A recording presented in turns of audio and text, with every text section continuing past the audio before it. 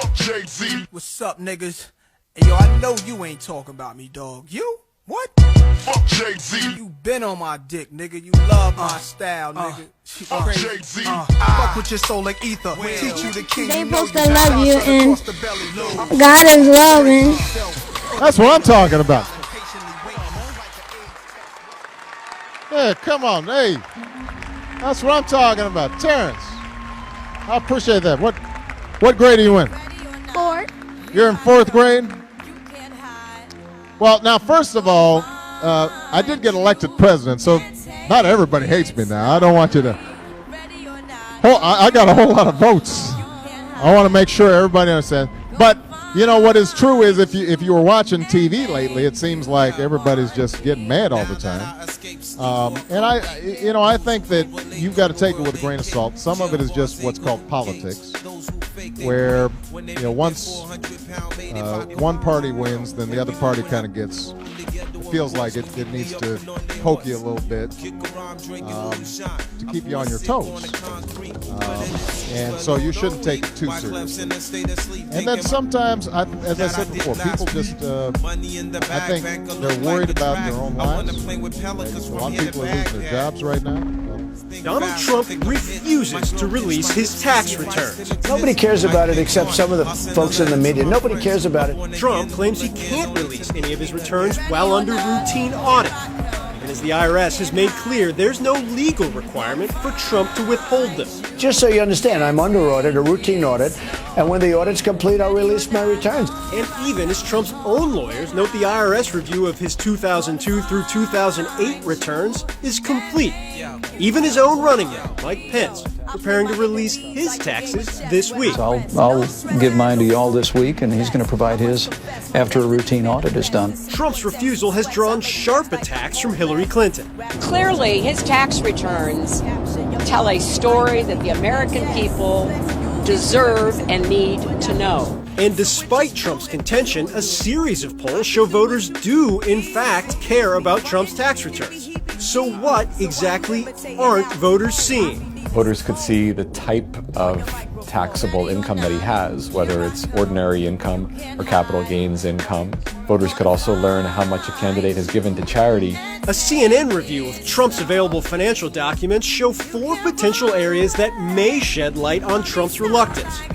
Take Trump's charitable giving. An extensive Washington Post review of Trump's personal charitable donations has raised major questions of what Trump has actually given, despite Trump's bold claims to the contrary.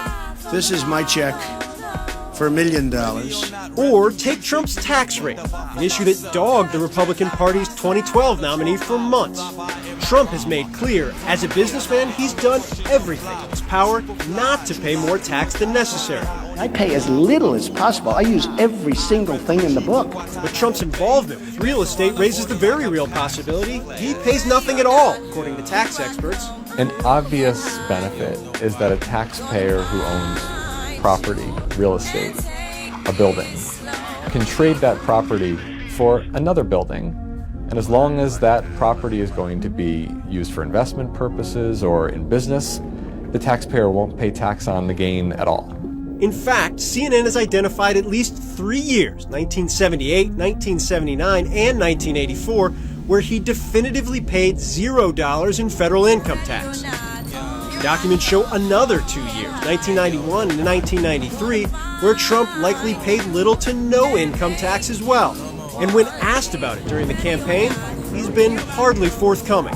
What is your tax rate? It's none of your business.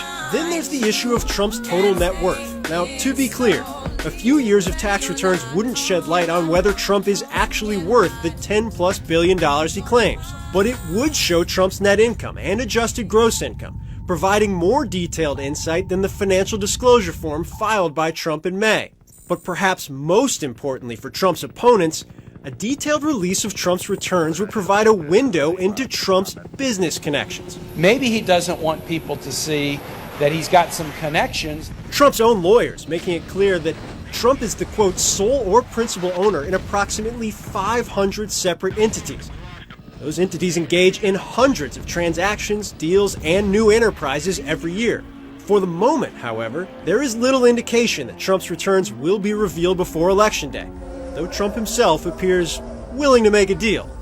In the meantime, she has 33,000 emails that she deleted. When is she going to release her emails? She probably knows how to find it. Let her release her emails, and I'll release my tax returns immediately. Joined, though, by Justice Brennan, among others, so a real cross-section ideologically of the Supreme Court.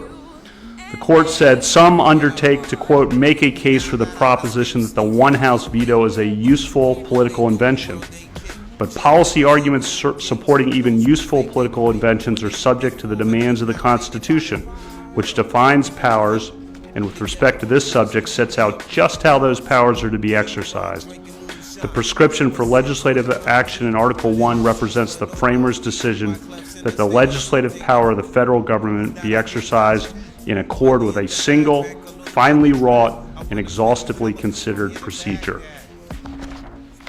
Text matters, the Supreme Court said. It didn't matter that it was a good policy invention. It didn't matter that the court was, that Congress believed this was a way to resolve problems. I just want to get your thoughts on Trump, the Trump phenomenon, and what you can tell about the rest of the world by looking at their reaction. Well, Trump is the equivalent of a Hollywood actor on the movie screen, and the anti-Trumps people are other actors in the movie, and so those people that get caught in it, oh yeah, he's the baddie, he's the baddie in this movie, that Trump, he's the baddie, oh no, he's the goodie, he is the person I like, right? It's a movie. And while we are focusing on this, again, this minutiae of Trump, anti-Trump, left, right, and all this nonsense that we get caught into, Silicon Valley's doing what it is doing in terms of destroying freedom of information and driving on behalf of things like DARPA, the technological development arm of the Pentagon, this AI transhumanist agenda. It's a diversion, and just a quick one. I talk about this hidden hand. These here today, gone tomorrow politicians are just that. Here today, gone tomorrow. What we need to look at is that which is always there, because that's where the power is. That's what pushes this agenda on, no matter who's in power, who's the president, what